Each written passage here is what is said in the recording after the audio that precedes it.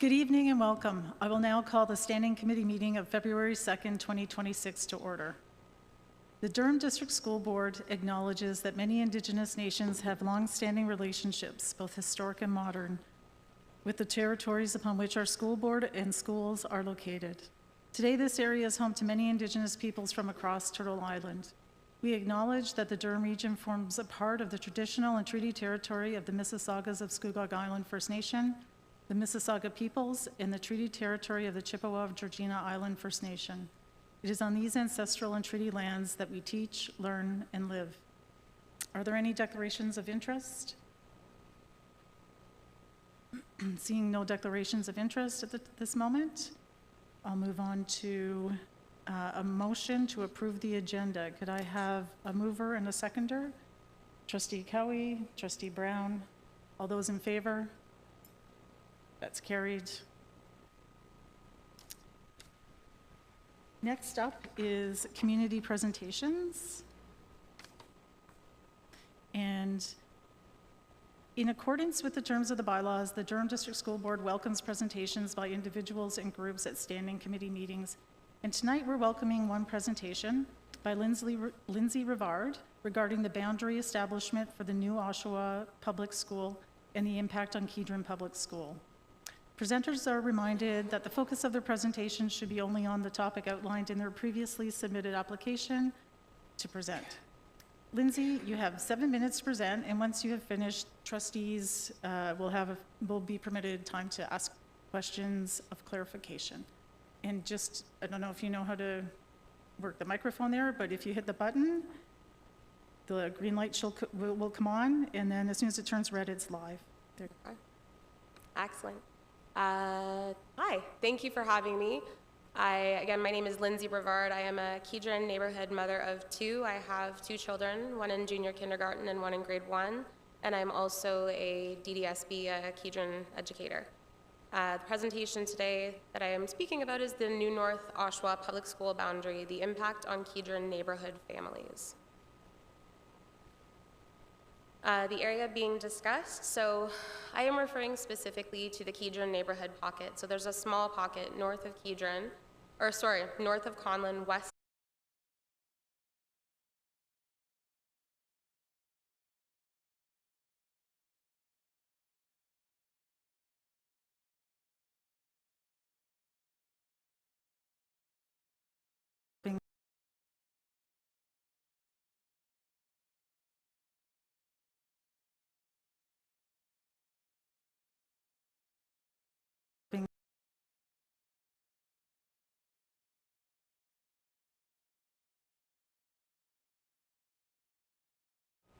Sorry to interrupt.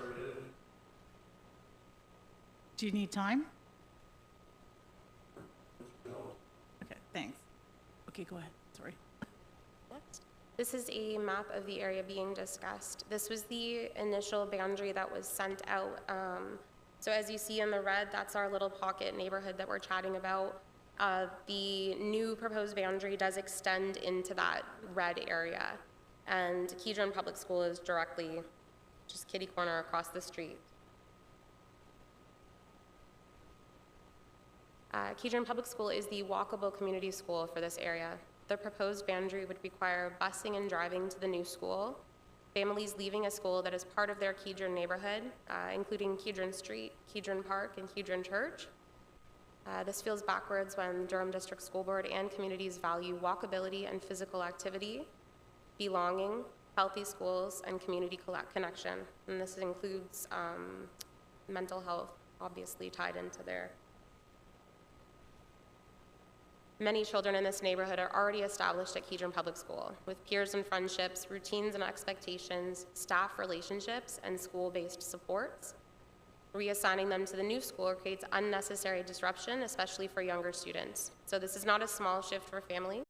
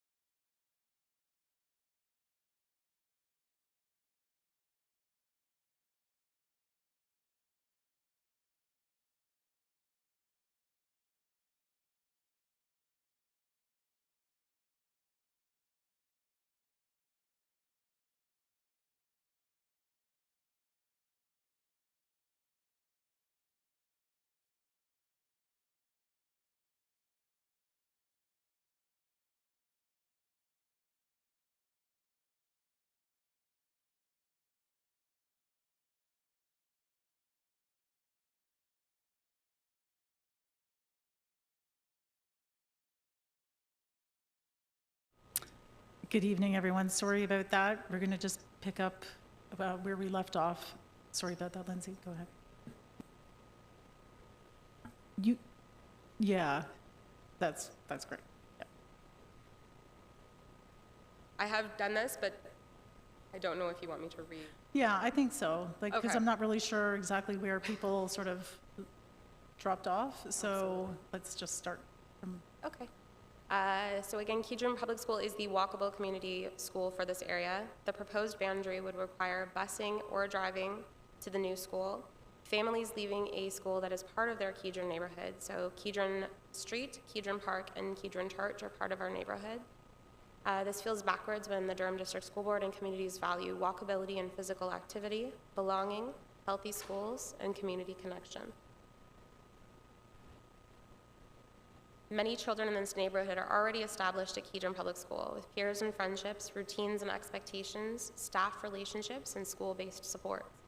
Reassigning them to the new school creates unnecessary disruption, especially for younger students. This isn't a small shift for families. It changes school identity and belonging, consistency of care, day-to-day stress for kids and for families alike, proximity and walkability to their school. A big practical concern is before and after school care. There are many families in the neighborhood, they rely on the YMCA before and after school care at Kedron Public School. They have established routines that they've built around this care, and the new school as of yet does not have confirmed before and after school care, as far as families have been told. If and when childcare is established, families are going to be facing wait lists, new logistics, and uncertainty, and this impacts working families in our neighborhood immediately. Families made housing decisions based on the school community, walkability, and being part of Kedron Public School. For many people, Kedron Public School was a major reason they moved here. I know that that's the case for my family when we moved. We knew that the school was a great school, so that was one of the reasons that we actually decided to settle in that community. Families in the neighborhood have already dealt with shifting messaging and uncertainty. Another shift adds more instability for students. I understand boundaries will change with growth, but this neighborhood staying at Kedron Public School is logical, practical, and least disruptive. So the request is to keep Kedron neighborhood at Kedron Public School. This option keeps students at their closest community school, avoids unnecessary busing and driving. It protects childcare routines for working families and supports stability and belonging as well as community. Thank you for your time and consideration, and that is the end. Thank you. Thank you for your patience, too. Before I open it up to trustees, I just want to say to everyone online, I can't see you like I normally would on the screen in front of me. I can see that there's something up there on that screen. I cannot see that far. I have it on my laptop, but it's very small. So if by chance I don't see your hand, just turn on your mic and let me know. Okay. Are there any questions from trustees?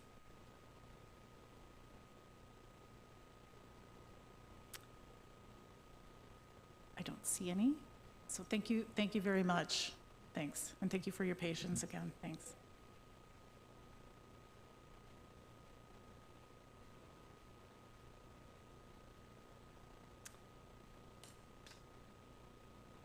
Moving on to recommended actions, I'm looking for a mover and a seconder for the approval of the Standing Committee meeting minutes of January 5th, 2026. Trustee Jacula, Trustee Pinello, all those in favor? Opposed? It's carried. Moving on to information items. The first one is the Inclusive Student Services Student Achievement Summaries Update, Parent Caregiver Special Education Symposium, and I'm going to turn it over to Superintendent Lauren Bliss. Thank you, and through you, Chair.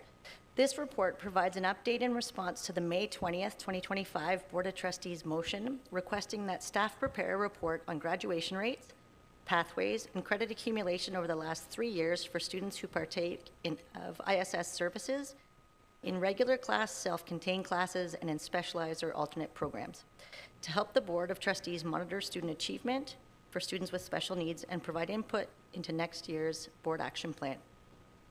The purpose of tonight's report is not to present the data itself, but to provide an update on how the data is being shared with the public in a thoughtful, responsible, and meaningful way.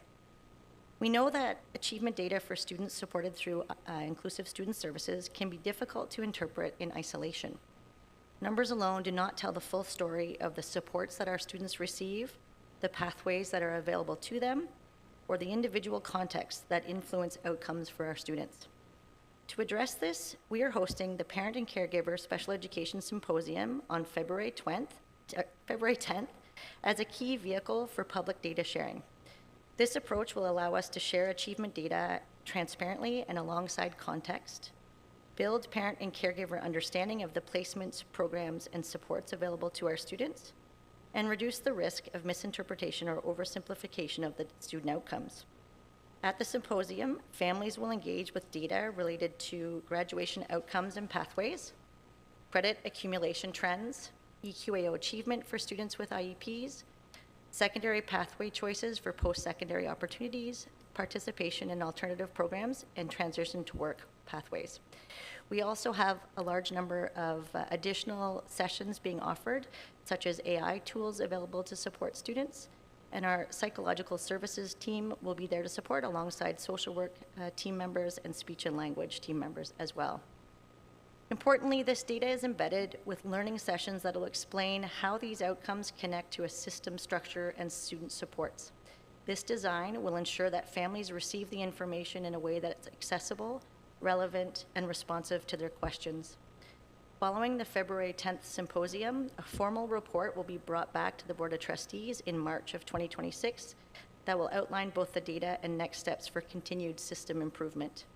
This report is being brought forward for information and to outline how the original motion is being addressed in a way that's transparent, responsible, and grounded in student experience. Thank you, and happy to answer any questions that you may have. Thank you. Are there any questions?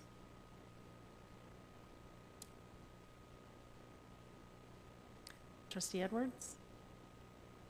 Thank you. Looking really forward to some of these sessions and stuff, and just wondering what the uptake is and if there is going to be childcare available at the event. So currently, the last look that we had, there was 974 registrants for the evening. Evening is intended for parent and caregivers. We do not have childcare arranged for the session, but certainly not stopping families from having their children join if they wish, but definitely content that would be for parents and caregivers.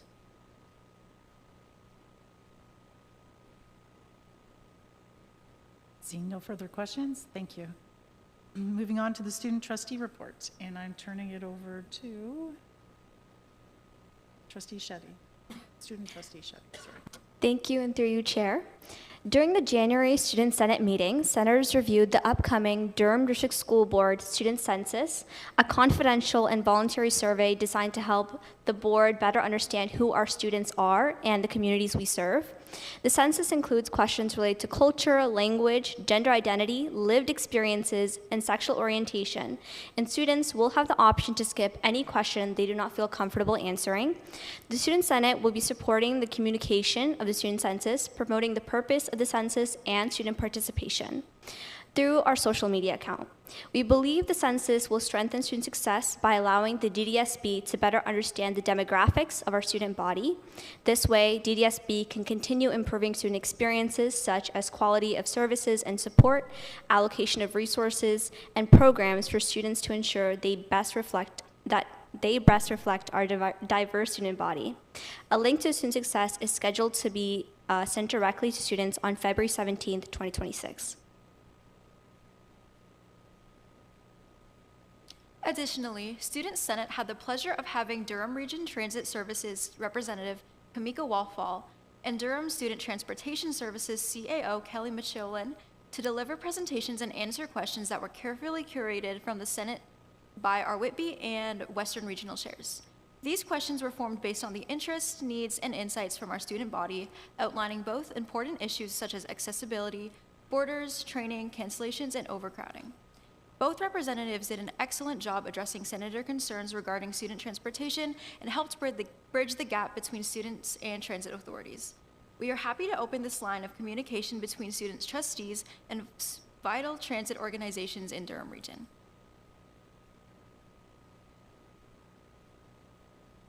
As you're aware, we're in the district-wide stage of the DDSB student trustee elections for the 26-27 school year. This is an exciting time for secondary students across the district to have an impact on shaping educational experiences of students. Voting for the student trustee election is taking place from February 2nd to February 6th, 2026. Every currently enrolled DDSB secondary student is eligible to vote. Additionally, we hosted a candidate forum on January 29, 2026. Representatives from each city got an opportunity to respond to 5 questions.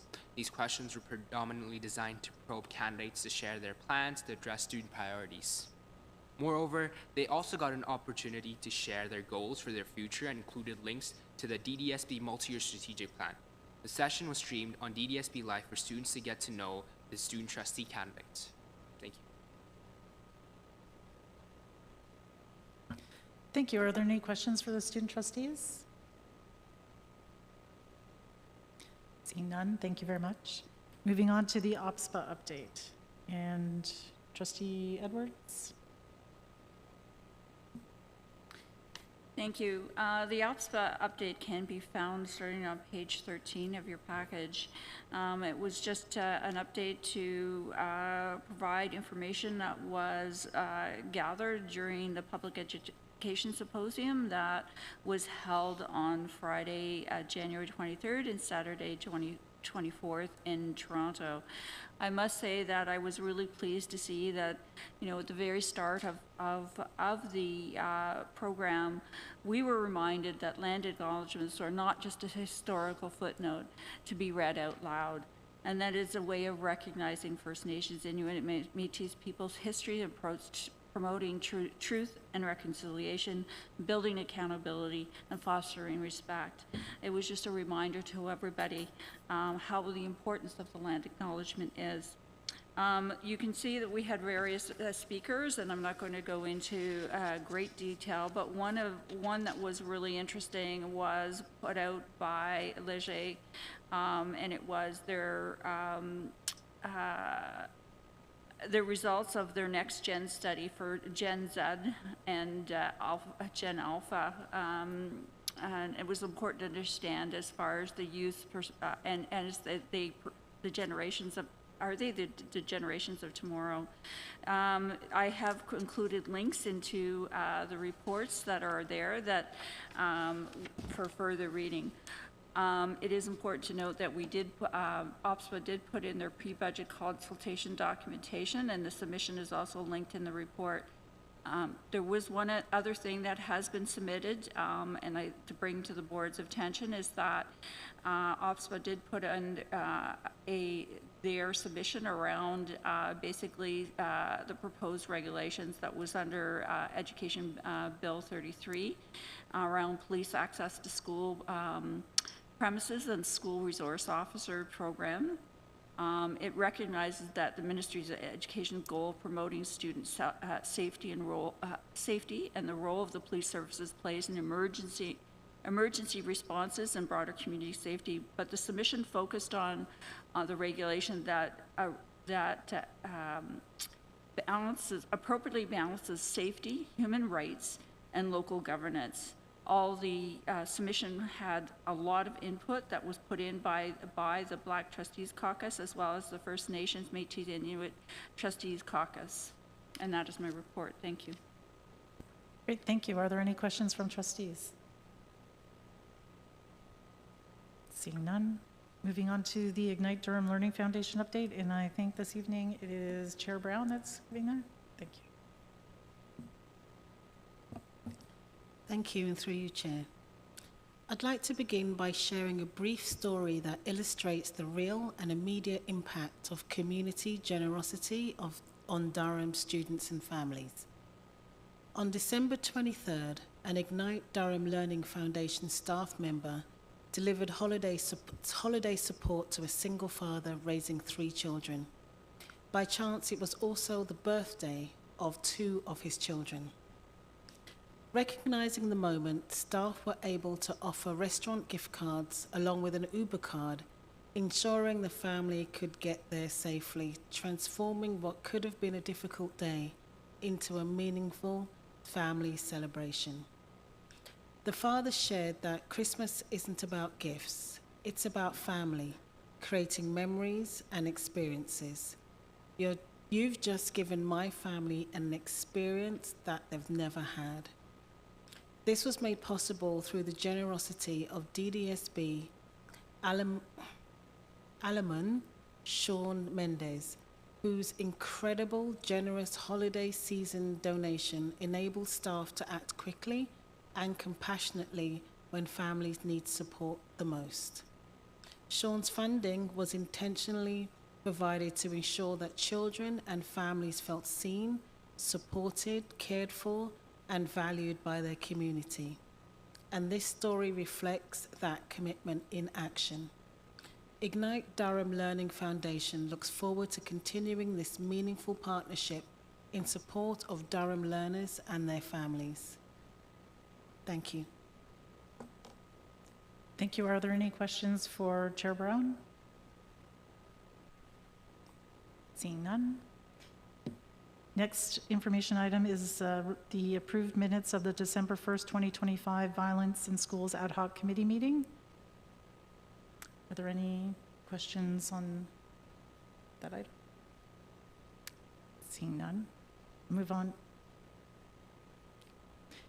Moving on to item F, the interim update from the Violence in Schools Ad Hoc Committee, and this is me. So in my capacity as chair of the Violence in Schools Ad Hoc Committee, I'll be providing this report.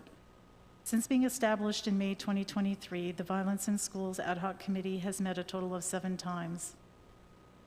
Its purpose is to secure an understanding of the issue of violence in schools across the district, to secure an understanding of structures in place to address the issue, to secure an understanding of practices and undertakings to mitigate violence in schools and the impact that these practices are having in schools. To support this mandate, a working group was also established, and the working group's final report and findings were presented to the ad hoc committee on January 27th.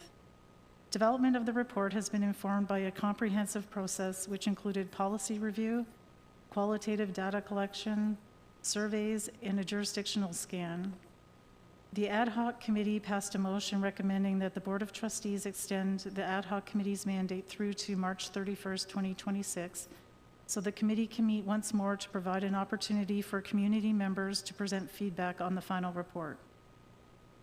That meeting is scheduled for March 9th, and more information about how interested community members can request to present will be available on the DDSB website by the end of this week. Community members will be able to present feedback either in person or by email, and information about how to get involved will be shared with DDSB's school community council chairs, as well as advisory and statutory committees. Thank you, and that's my report, and I'm happy to take any questions. So any questions? Seeing none. As we come to the, oh, sorry, one more thing. Correspondence is next. It's the January 23rd, 2026 Ministry of Education news release, Ontario investing $30.8 million to build a new school in Oshawa. And it is attached at page 19. Are there any questions on the correspondence? Seeing none, and just before we adjourn, I'm going to turn it over to Director Williams-Taylor. Thank you, Chair. At this point, I just want to call trustees' attention to our new superintendent who has joined us at the table. Superintendent Lisa Coppins has joined as our new superintendent of people and culture following the departure and retirement of Heather Mundy. And so today is Superintendent Coppins' first meeting with us. So welcome to the table.